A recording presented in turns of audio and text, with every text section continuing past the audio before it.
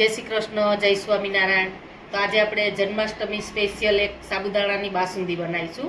તો એના માટે મેં ગરમ કરી અને દૂધ લીધું છે, એમાં ખાંડ નાખી દીધેલી છે, પછી સાબુદાણા પલાળેલા છે અને 5 થી 6 કલાક માટે મેં પલાળેલા છે સાબુદાણા, બદામ, પિસ્તા અને ખાંડ।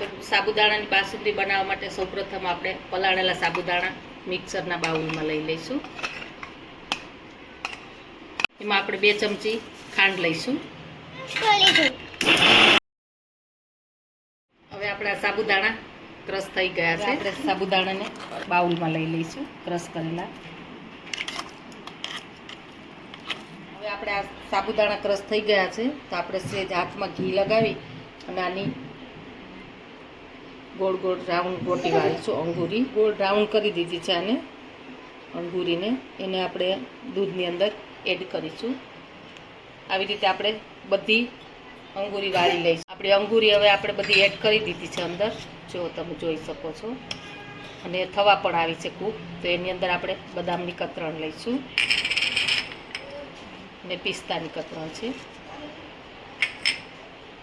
હવે આપણે એને થવા દઈશું, એકદમ પ્રોપર ચડી જાય ને ત્યાં સુધી। આપણે આ સાબુદાણાની રબડી તૈયાર થઈ ગઈ છે, તમે જોઈ શકો છો।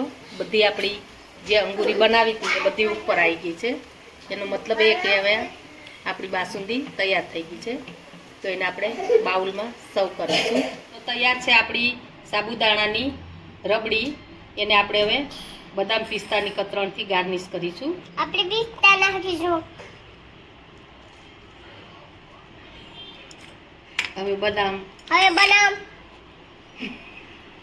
તો તૈયાર છે આપણી સાબુદાણાની બાસુંદી। જો જન્માષ્ટમીમાં ચોક્કસ તમે કનૈયાને પ્રસાદ ધરવા માટે ટ્રાય કરજો, ખૂબ સરસ બને છે। અને તમને અમારો વિડીયો ગમે તો લાઈક, શેર અને સબસ્ક્રાઇબ કરવાનું ભૂલતા નહીં।